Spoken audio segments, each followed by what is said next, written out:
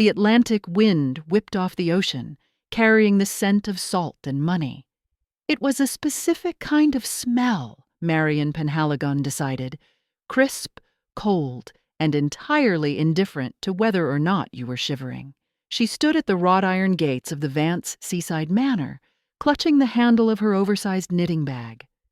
It was a tapestry bag, woven with fading roses, bulging with yarn, needles, and a Tupperware container of peppermint humbugs. It was the sort of bag that screamed eccentric elderly relative, a fact that the young man in the security booth seemed to have noted with a sneer. "Name?" he asked, not looking up from his tablet.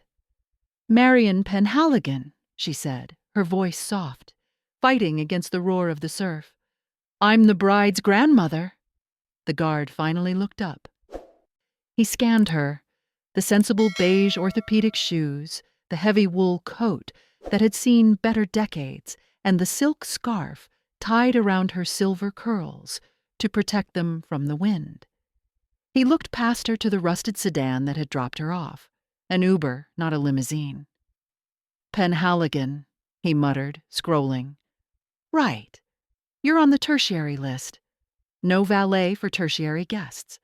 You'll have to walk up the drive. It's about a quarter mile." "That's fine," Marion said, smiling politely. "I know the way. I remember when they paved it." The guard blinked, confused, but the gate buzzed open with a reluctant groan. Marion stepped through. She walked slowly. Her hip was bothering her today, a dull ache that flared up whenever a storm was brewing or whenever she was being patronized. As she walked up the winding driveway lined with manicured hydrangeas, she didn't look at the towering white mansion with the awe that most guests displayed. She looked at the grading of the soil. She looked at the retention wall near the cliff edge. They haven't repointed the stone on the west wing, she thought, a frown twitching her lips. Old Man Vance would have had a fit if he saw that moss buildup. We agreed on limestone specifically because it weathers clean. To the hundreds of guests arriving in black SUVs and convertibles, this was the wedding of the century. It was the union of the Vance Hotel dynasty and the rising star of public relations, Vanessa Penhaligon. To Marion, it was simply a building she had sketched on a napkin in a diner in 1974. She reached the main entrance. The doors were open, spilling golden light and the sound of a string quartet onto the stone steps. She hesitated. She felt small here, not because of the building, she knew the building's bones, but because of the people inside. "Grandma!" The voice was sharp, stressed, and pitched an octave too high. Marion looked up to see Vanessa descending the grand staircase. Her granddaughter was beautiful, terrifyingly so.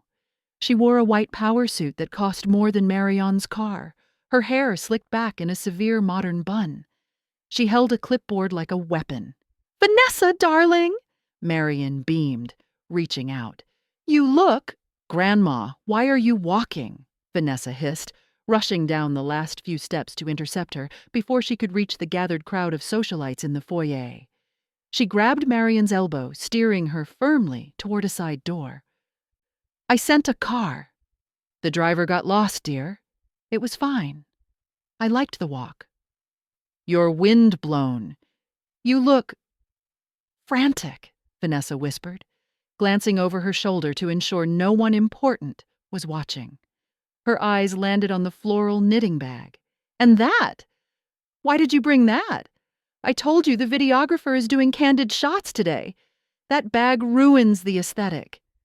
"It has my things, Nessie. My knitting helps me with my nerves." "There's nothing to be nervous about unless you make a scene," Vanessa said, her grip tightening slightly. "Look, Julian's mother is in the solarium having a meltdown about the hydrangeas. I need you to just go to your room. It's in the guest annex, room 4B. It's quiet there." "I thought I might say hello to Julian." Vanessa let out a short, harsh laugh. "Julian is in a meeting with the senator. He doesn't have time for—" Chit-chat.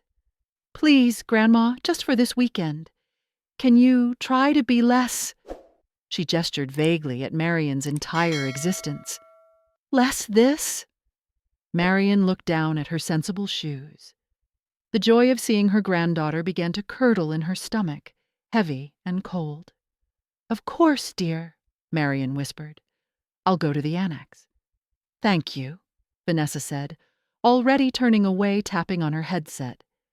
Mark, get security to sweep the west lawn. I saw a paparazzi drone. Marion watched her go. She adjusted the strap of her bag, feeling the weight of the yellow envelope tucked deep inside, between a skein of blue wool and a half-finished baby blanket. Not yet, she told herself. She's just stressed. She'll understand when she sees it. The rehearsal dinner was held in the Ocean Ballroom, a cavernous space with floor-to-ceiling windows overlooking the Atlantic. The theme was Midnight in Paris, which apparently meant low lighting, too much champagne, and portions of food so small, Marion worried they had been dropped by accident. Marion was seated at table 19. It was the furthest table from the head table, positioned precariously close to the swinging doors of the kitchen. Every time a waiter burst out with a tray of filet mignon, a draft of hot, garlic-scented air hit the back of Marion's neck. Her table-mates were a motley crew of obligation invites: Julienne's third cousin who sold insurance, a disgraced uncle who wasn't allowed near the open bar, and the wedding planner's assistant who was frantically typing on 2 phones. So, the third cousin asked, chewing on a breadstick, you're the bride's aunt? Grandmother, Marion corrected softly. She took a sip of her water. They hadn't offered her wine. Ah, she doesn't look much like you. No, Marion agreed. She takes after her father. He was ambitious. At the head table, the speeches began. Julian Vance stood up, holding a crystal flute. He was a striking man, tall, blond, with the kind of jawline that suggested his ancestors had conquered small nations. But his eyes were cold, roaming the room not with warmth, but with calculation. To my beautiful Vanessa, Julian boomed, his voice smooth and practiced, who learned quickly that to be a Vance means to aim for the throat of the world and never let go. The room laughed. It was a harsh, knowing laugh. And to my father, Julian continued, raising his glass to the older man beside him. Richard Vance, the man who built this empire from dirt, who taught me that legacy is the only currency that matters. Marion's hand tightened around her water glass. Richard, she thought. You didn't build anything, Richard. You were 12 years old playing with toy soldiers when your father and I signed the permits for this very room. The speeches dragged on. Marion watched Vanessa. Her granddaughter looked radiant, but brittle. She was laughing too loudly at Julian's jokes, her eyes darting around the room to check the reactions of the guests. Marion felt a sudden, desperate need to ground her, to remind Vanessa that she came from love, not just ambition. She reached into her knitting bag and pulled out the gift. It wasn't the envelope. Not yet. It was the blanket.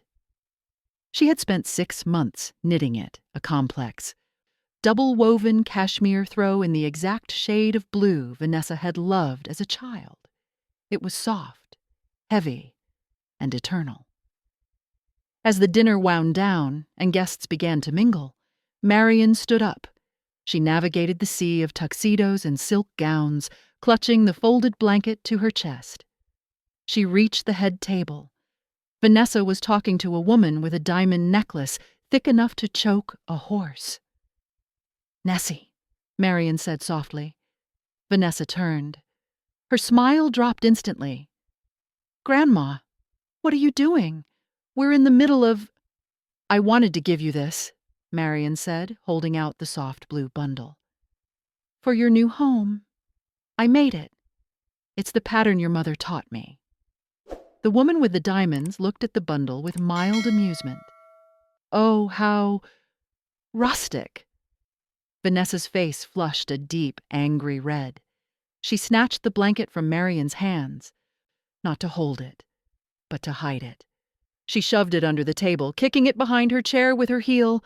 "Grandma, stop!" she hissed. "I told you no gifts tonight, and certainly not homemade things. This is a black tie event. You're embarrassing me. It's cashmere, Nessie. It took me. I don't care what it is." Vanessa's voice rose, cracking the veneer of the party. A few heads turned. "Look at you. You're wearing a cardigan from 1990. You're wandering around with a bag of yarn like a senile old stray. Do you have any idea who is in this room? Senators, CEOs, the editor of Vogue." Julian leaned over, swirling his scotch. He didn't look angry. He looked amused. "Easy, V," Julian drawled. "Let her be. It's quaint. Every family needs a mascot. Maybe she can knit me a golf club cover next." He winked at his friends, who chuckled. "Go on, Marian. Go back to the kids' table. The grown-ups are talking business." Marian stood frozen. The humiliation wasn't hot. It was ice cold. It started in her toes and froze her heart solid. She looked at Vanessa, waiting for her to defend her, to say, "Don't speak to my grandmother that way." Vanessa just looked away, smoothing her napkin. "Please, Grandma, just go." Marian nodded slowly. She didn't cry. Penhaligon women didn't cry in public. She turned and walked back toward the swinging kitchen doors, the laughter of Table 1 backlighting her exit. The morning of the wedding dawned gray and heavy with mist. The forecast promised rain, a disaster for an outdoor ceremony, but the Vance family had simply hired a company to seed the clouds. Or perhaps they had just soothed the weather into submission. Marian woke up in the guest annex, a converted stable block a half-mile from the main house. Her room was small, smelling of lemon polish and damp wood. She dressed slowly. She put on her best dress, a navy blue silk that she had bought 10 years ago for a funeral. It was elegant, timeless, and entirely invisible. She pinned a brooch to her lapel, a small silver sparrow. "Fly high, stay quiet," Old Man Vance used to say to her. "Let them screech like hawks, Marian. We'll be the sparrows who eat the grain while they're fighting over the sky." She packed her bag. The knitting was there, the humbugs were there, and the envelope was there. She ran her thumb over the wax seal on the back of the envelope. The wax was cracked with age, but the imprint was still clear, a V intertwined with a P. Vance and Penhaligon, a logo that had never been used publicly. She left the annex and began the walk to the main house. The grounds were swarming with activity. Florists were constructing an archway of white roses that cost more than Marian's house. Waiters were setting up thousands of crystal glasses. Marian walked the perimeter of the east garden. She paused at a large, gnarled oak tree near the cliff edge. She rested her hand on the bark. "We planted you in '78, she whispered to the tree. "Richard wanted to cut you down to build a tennis court. I told him over my dead body." "Hey, you!" Marian turned. A woman with a headset and a clipboard, one of the wedding planner's minions, was marching toward her across the wet grass. "This area is off limits," the woman barked. "We're setting up the fireworks display. Liability hazard." "I was just looking at the tree," Marian said mildly. "Well, look elsewhere." And the woman stopped, her eyes narrowing at Marian's bag. "Is that the bag Vanessa warned us about?" Marian stiffened. "This is my handbag.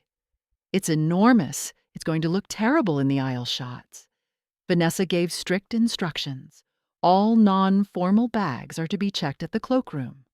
The woman reached out, her fingers twitching. "Hand it over. You can get it back after the reception." Marian took a step back, her grip on the handle turning iron hard.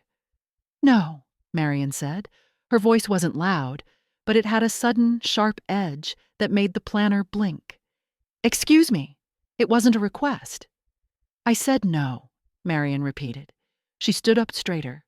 For a second, the sweet little old lady vanished, replaced by someone who had stared down union leaders and zoning boards in the 1970s. My medication is in this bag. My spectacles are in this bag. And frankly, my dear, I am the grandmother of the bride. If I want to carry a sack of potatoes down the aisle, I will. Now, if you'll excuse me, I'm going to find my seat. I believe I'm at table 19, near the trash compactor, was it? The planner gaped, her mouth opening and closing like a goldfish. Marion didn't wait for a response. She turned and walked toward the marquee, her sensible shoes squelching in the mud, the heavy bag swinging at her side like a wrecking ball. Inside the marquee, the air was tense. She found her seat. It was empty. She sat down, placing the bag on her lap, shielding it with her arms. She watched the empty chair next to her. She watched the waiters polishing silverware. And she waited for the music to start. They think I'm a prop, she thought. Staring at the envelope's corner peeking out from the wool. They think I'm history. They forgot that history is the only thing that dictates the future. She popped a peppermint humbug into her mouth and crunched down on it hard. The ceremony took place on the cliffside terrace, a strip of land that Marion remembered vividly surveying in 1976. She remembered arguing with the contractor about the drainage. If they didn't angle the patio 3 degrees south, the whole thing would slide into the ocean within 50 years. She sat in the back row, her view partially obstructed by a decorative pillar wrapped in tulle. It was for the best, really. If she had been any closer, she might have said something regrettable. Vanessa looked stunning, of course. She floated down the aisle in a dress that was more structural engineering than fabric. But her face was tight. She wasn't looking at Julian, she was looking at the drone hovering overhead, ensuring her angle was correct. When Julian took her hands, the officiant, a man who looked like he had been cast from a catalog of generic senators, began to speak. We are gathered here to witness the merger, the union of two powerful spirits. Marion snorted softly. A woman in a fascinator next to her shot her a dirty look. Julian, the officiant intoned, do you take Vanessa to be your partner in legacy, to build, to conquer, and to expand the Vance name? I do, Julian said, his voice projecting perfectly for the microphones. He smiled, not at Vanessa, but at the audience. I promise to make you the envy of every woman in this hemisphere. I promise to give you a platform worthy of my name. Marion frowned. His name? She thought. The Vance name was mud before I paid off their creditors in '82. Old man Vance couldn't get a loan for a toaster, let alone a hotel. And Vanessa, the officiant turned, do you promise to support Julian? To be the grace that softens his steel? I do, Vanessa said, her voice trembling slightly. I promise to be worthy of this life, to leave behind everything that came before. Marion felt that line like a slap. Everything that came before. That meant the cottage, the knitting, the nights Marion had stayed up helping her study for her SATs when her mother was working double shifts. Vanessa was promising to erase her own history to fit into Julian's future. You may kiss the bride. The applause was polite, restrained. As the couple walked back down the aisle, Julian leaned in to whisper something to Vanessa. Marion, who had excellent hearing despite her age, caught the tail end of it. Glad that's over. Now we can get to the real work. The investors are watching. Marion gripped her knitting bag. She wasn't crying.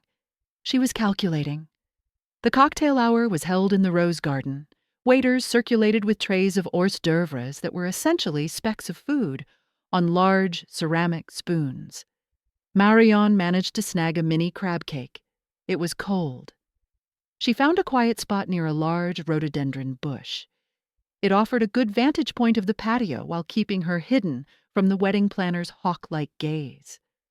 She pulled out her knitting, a scarf for the postman, who was far nicer to her than her own son-in-law, and began to work the needles. Click, click, click.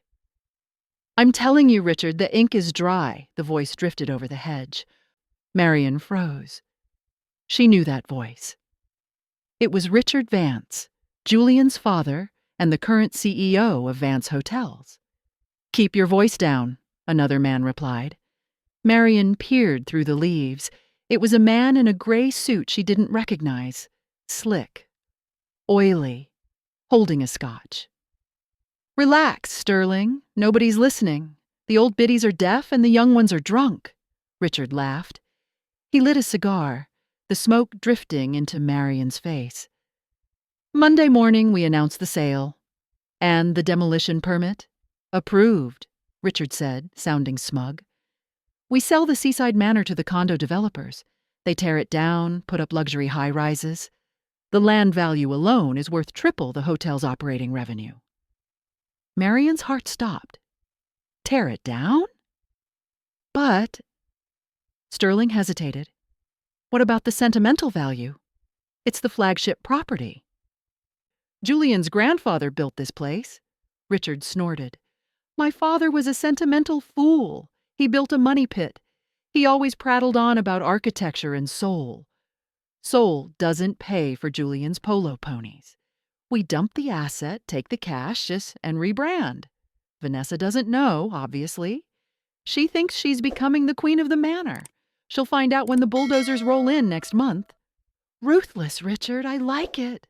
"That's the Vance way," Richard toasted. "Strip the value, discard the husk." They walked away, laughing. Marion sat alone in the shadow of the rhododendron. Her hands were shaking, but not from age. They were shaking with a rage so pure, so hot, it felt like it could melt the knitting needles in her lap. They weren't just disrespecting her. They were going to destroy her masterpiece. The seaside manor wasn't just a building. It was the first thing she had ever designed that was truly hers. She had poured her soul into these arches, these gardens. She looked down at her bag. The envelope seemed to pulse. Strip the value. Discard the husk, she thought. Is that right, Richard? Let's see who the husk really is. The reception tent was a cathedral of white silk and crystal chandeliers. A live swing band played on a raised stage. Marion was back at table 19, which was now even worse because the servers were using the space behind her chair as a staging area for dirty dishes. The grand entrance began. The DJ pumped up the volume. "Please welcome Mr. and Mrs. Julianne Vance." Vanessa and Julianne burst through the curtains, dancing awkwardly to a top 40 hit. The crowd cheered. Vanessa looked relieved that the hard part was over. She was finally a Vance. She had made it. Marion watched them, her expression unreadable. She popped a peppermint humbug into her mouth. Suddenly, the energy in the room shifted. It wasn't a sound, it was a silence. It started at the entrance and rippled forward, like a wave of cold water extinguishing a fire. The heavy velvet curtains at the main entrance parted, but not for a waiter. A man stepped through. He was tall, thin, and dressed in a black suit that was cut so sharply it looked like it could draw blood. He carried a silver-handled cane, though he didn't seem to need it. His hair was silver, pulled back severely. It was Mr. Silas Thorne. A murmur broke out among the older guests. The younger ones didn't know him, but the older money, the bankers, the investors, the senators, they knew exactly who he was. Silas Thorne was the grim reaper of Wall Street. He didn't go to weddings. He didn't go to parties. He only showed up when an empire was about to fall. "Who is that?" the insurance cousin at Marion's table asked, mouth full of bread. "That," Marion said calmly, "is the lawyer." At the head table, Richard Vance stood up, his face draining of color. He knocked over his wine glass. Red wine soaked into the white tablecloth like a gunshot wound. "Thorne?" Richard whispered, his voice picked up by the nearby microphone. "What is he doing here?" Julian looked confused. "Dad, who is that?" "Security," Vanessa hissed, waving her hand. "He's not on the list. Get him out." Two large security guards moved to intercept Thorne. Thorne didn't even look at them. He simply raised one finger. The guards stopped dead, as if they had hit an invisible wall. The aura of power radiating from the man was absolute. Thorne walked slowly through the center of the room. He ignored the bride. He ignored the groom. He ignored the frantic Richard Vance. He walked straight toward the back of the room, toward the kitchen doors, toward table 19. The entire room turned to watch. Vanessa stood up, horrified. "He's going to the bad tables! Oh, God, is he lost?" Thorne stopped in front of table 19. He looked down at the small, elderly woman eating a peppermint. He bowed. A low, deep, respectful bow that lasted 3 full seconds. "Madam," Thorne said, his voice deep and gravelly, "I received your text message. I apologize for the delay. Traffic on the turnpike was dreadful." Marion swallowed her sweet. She wiped her hands on her napkin and looked up. "Hello, Silas," she said. "You're just in time for the speeches. Do sit down. Move your chair, young man," she said to the insurance cousin. "Mr. Thorne needs a seat." The cousin scrambled away so fast he nearly tipped his chair over. Thorne sat. The room was dead silent. Vanessa stared, her mouth open. Julian looked at his father. Richard Vance looked like he was having a cardiac event. "Grandma?" Vanessa whispered, her voice carrying across the silent tent. "Do you know him?" Marion didn't answer. She just smiled at Thorne and picked up her knitting. "Don't mind us, dear. Carry on with the party. I believe your father-in-law was about to say something inspiring." The tension in the room was thick enough to choke on, but the show had to go on. Richard Vance was a professional narcissist. He couldn't let a strange lawyer ruin his moment, even if that lawyer was Silas Thorne. He signaled the band to fade out. He grabbed the microphone, his hand shaking slightly. He forced a wide, predatory smile. "Well," Richard boomed. "Unexpected guests aside, let's get back to the celebration. To my son, Julian." He raised his glass. The guests hesitantly raised theirs. "You know," Richard began, pacing the stage, "building a legacy is like gardening. You have to pull the weeds to let the flowers grow." He looked directly at Vanessa. It wasn't a kind look. "Vanessa is a beautiful flower," Richard said, "but we all know she came from difficult soil. A father who ran off. A mother who worked in a diner. And, of course," he gestured vaguely toward the back of the room, toward table 19. "Roots that are a bit tangled." Vanessa's smile froze. "But that's the beauty of the Vance name," Richard continued, gaining confidence. "We improve things. We take something common and we gild it. We took Vanessa in, we polished her up, and look at her now. A true Vance." "He's calling you a project," Marion whispered to herself. "And let's be honest," Richard laughed, a cruel sound. "This estate, this empire, it was built by men. Men like my father. Men like me. Men like Julian. Strong men who knew that emotion has no place in business." He turned to the crowd. "My father, the great old man Vance, used to say to me, 'Richard, never let a woman touch the ledger, and never let the poor touch the china.'" The room laughed nervously. It was a horrible, misogynistic, classist joke. But they laughed because Richard Vance was rich. At table 19, Marion stopped knitting. She carefully placed her needles into the ball of yarn. She closed the clasp of the bag. "Did he say that?" Marion asked. She didn't shout, but in the sudden silence following the joke, her voice cut through the air. Richard stopped. He squinted into the gloom. "Excuse me?" Marion stood up. She picked up the heavy tapestry bag. She picked up the yellow envelope. "I said," Marion repeated, stepping away from the table. "Did he really say that, Richard? Because I recall him saying something very different the night we signed the incorporation papers." "Sit down, Marion," Vanessa shrieked, jumping up. "Security, she's having an episode." "I'm not having an episode, Nessie," Marion said, walking calmly toward the center of the room. Silas Thorne stood up and walked a step behind her, like a bodyguard. "I'm having a clarification." She reached the middle of the dance floor. She looked small, frail, and utterly terrifying. "You said men built this," Marion said to Richard. "You said you took my granddaughter in and polished her." "Go back to your seat, you crazy old bat," Richard snarled off mic. "You're ruining the wedding." "No, Richard," Marion smiled. She held up the yellow envelope. "I'm not ruining the wedding. I'm foreclosing on the venue." She tore the wax seal. The sound was like a gunshot. The sound of the ripping paper seemed to echo in the vast silence of the tent. 500 guests, billionaires, influencers, and power brokers were holding their breath. Marion didn't rush. She pulled a pair of reading glasses from her knitting bag. They were cheap drugstore glasses with pink frames, the kind Vanessa had rolled her eyes at just yesterday. Marion perched them on her nose.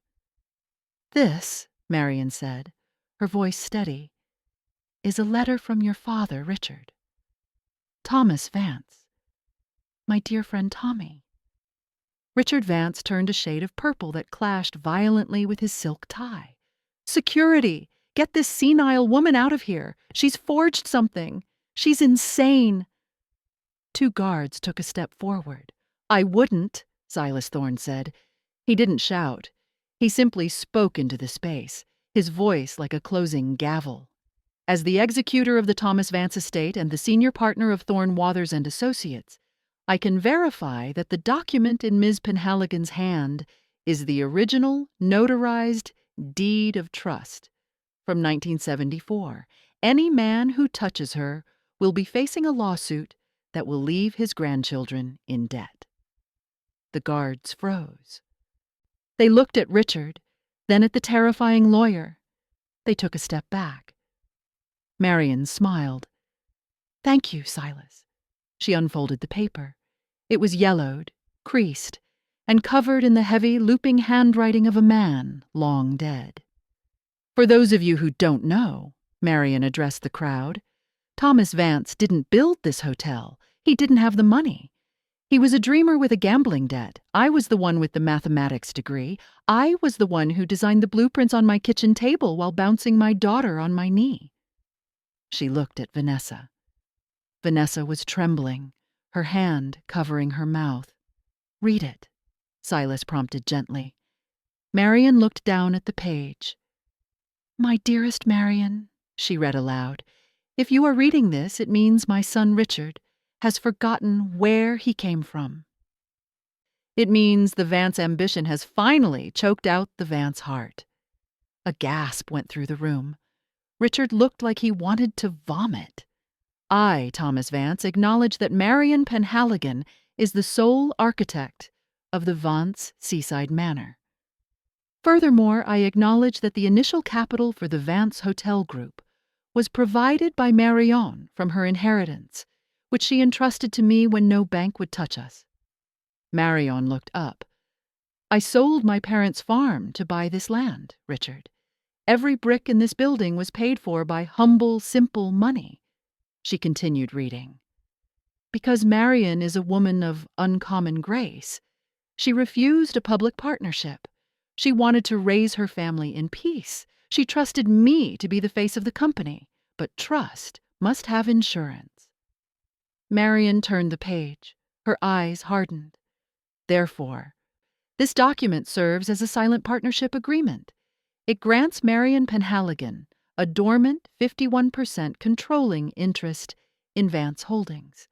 This interest is to remain inactive as long as the Vance family acts with honor, humility, and respect toward the Penhaligon family." She lowered the paper The silence was absolute. Even the ocean outside seemed to hush. "Honor," Marian repeated, looking at Julian. "Humility," she looked at Vanessa. "And respect," she looked at Richard. "You called me a mascot last night, Julian," Marian said softly. "You laughed when Vanessa hid my gift under the table. And you, Richard, you called my granddaughter a project and planned to bulldoze my masterpiece. Richard stammered. "The demolition. That was just a rumor, a business model." "I heard you in the rose garden," Marian said coldly. "You were going to tear down the seaside manor, the place Thomas and I built. You were going to strip the value and discard the husk." She folded the letter. "Well, Richard, I am activating the shares." Pandemonium broke out. It started as a murmur and exploded into a roar. "This is preposterous!" Richard screamed, grabbing the microphone back. "It's a lie! It's 40 years old! The statute of limitations—" "There is no statute of limitations on a trust of this nature," Silas Thorne cut in, stepping up to the microphone. He pulled a sleek black folder from his briefcase. "The shares were never sold.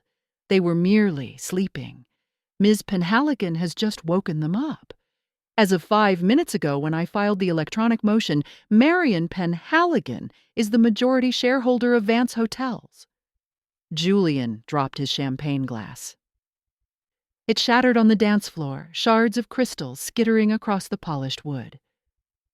"Grandma," Vanessa whispered. She looked small, lost in her giant structural dress. You own the company?" Marian turned to her granddaughter. Her eyes were sad. "I owned it the whole time, Nessie. I just didn't want the burden. I wanted you to be happy. I wanted you to marry for love, not for a merger." She walked closer to the head table.